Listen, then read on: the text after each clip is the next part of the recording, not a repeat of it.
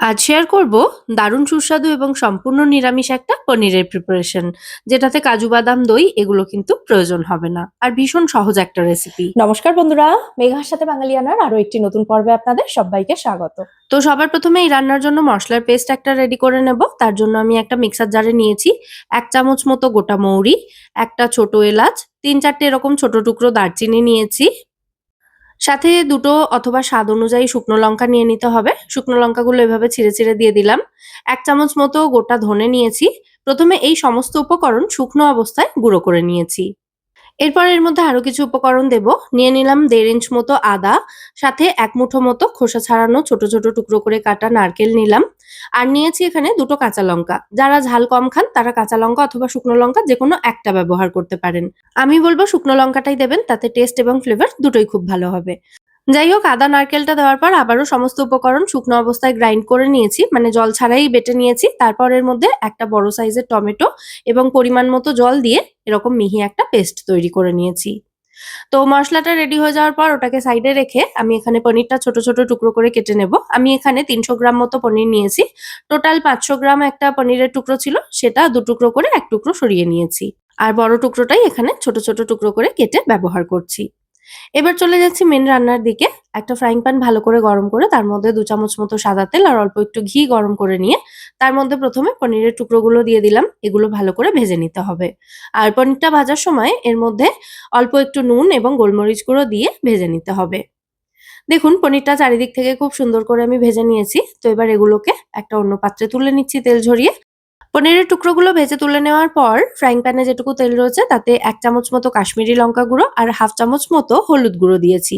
এগুলো একটু হালকা আঁচে নাড়াচাড়া করে নিয়ে তারপর এর মধ্যে যে মশলার পেস্টটা রেডি করেছিলাম সেটা দিয়ে দেব। এই ধরনের নিরামিষ রান্নাগুলো খুব কম সময়ে হয়ে যায়, সেই জন্য আমার এই রান্নাগুলো করতে ভীষণ ভালো লাগে। খেতেও যেমন টেস্টি হয়, তেমন এগুলো বানানোর প্রসেসও কিন্তু একেবারে ঝামেলা ফ্রি। আর এই ধরনের প্রচুর নিরামিষ পনিরের রেসিপি আমার চ্যানেলে অলরেডি রয়েছে, চাইলে আপনারা দেখে নিতে পারেন। একটা আলাদা প্লেলিস্টই তৈরি করে দেওয়া রয়েছে যেখানে শুধু নিরামিষ রান্না রয়েছে। এরকম সহজ সহজ নিরামিষ রান্না বেশ কিছু পেয়ে যাবেন সেখানে। যাই হোক, মশলাটা দিয়ে মশলাটা একদম শুকনো শুকনো হওয়া পর্যন্ত বেশ খানিকক্ষণ ভেজে নিয়ে তারপর মশলার জারটা ধুয়ে সামান্য একটু জল দিয়েছি এর মধ্যে, আর দিয়ে দিচ্ছি স্বাদ অনুযায়ী নুন এবং মিষ্টি। আমি এখানে জাগরি পাউডার দিয়েছি, আপনারা চাইলে চিনিও অ্যাড করতে পারেন। সমস্ত উপকরণ মিশিয়ে তারপর আরো কিছুক্ষণ এই মশলাটাকে কষাতে থাকতে হবে। মোটামুটি 5 থেকে 6 মিনিট সময় নিয়ে মশলাটা ভালো করে কষাতে হবে, কারণ এটাই এই রান্নার একমাত্র মশলা। তো বেশ ভালো করে কষিয়ে রান্না করলে এই রান্নার স্বাদ কিন্তু ভীষণ ভালো হবে। তো মশলাটা বেশ খানিকক্ষণ কষিয়ে নেওয়ার পর এর মধ্যে দিয়েছি ভেজে রাখা পনিরের টুকরোগুলো, দিয়ে আবারও ভালো করে মশলার সাথে মিশিয়ে এটাকে কষিয়ে নিচ্ছি। পনিরটা এড করার আগে মোটামুটি 5 থেকে 6 মিনিট মশলাটা আমি কষিয়েছিলাম, আর পনিরটা দেওয়ার পর আবারও 2 মিনিট মতো কষিয়ে নিয়েছি। এবার এর মধ্যে দিয়ে দেব গ্রেভির জন্য পরিমাণ মতো গরম জল। তো পাশেই আমি একটা সসপ্যানে কিছুটা জল গরম করে নিয়েছি, তার মধ্যে থেকেই পরিমাণ মতো জল এর মধ্যে দিয়ে দিলাম। যে যেমন গ্রেভি রাখতে চান জলটা অবশ্যই সেই হিসেবে দেবেন। এই রান্নাটা মেইনলি যেকোনো ধরনের রুটি পরোটার সাথে খেতে দুর্দান্ত লাগে। তাই গ্রেভিটা একটু কম রাখবো আমি, মানে একটু মাখা মাখা রাখবো। তবে আপনারা চাইলে একটু বেশি গ্রেভি রাখতেই পারেন। জলটা দিয়ে ভালো করে মিশিয়ে পাত্রটাকে ঢাকা দিয়ে এটাকে আমি 3 থেকে 4 মিনিট মতো মিডিয়াম ফ্লেমে রেখে রান্না করে নিয়েছি। এখন দেখুন মশলা থেকে তেল ছেড়ে এসেছে সম্পূর্ণভাবে। তো একটু নাড়াচাড়া করে দেওয়ার পর এর মধ্যে জাস্ট 1 পিঞ্চ মতো গরম মসলা গুঁড়ো আরো অ্যাড করব। এই রান্নার যে মসলাটা তৈরি করেছিলাম সেটাতে কিন্তু দারচিনি এবং ছোট এলাচ দেওয়া ছিল, সেজন্য খুব বেশি পরিমাণে গরম মসলা এই সময় দেওয়ার দরকার নেই। তো আমাদের রান্না এখানে একেবারে রেডি।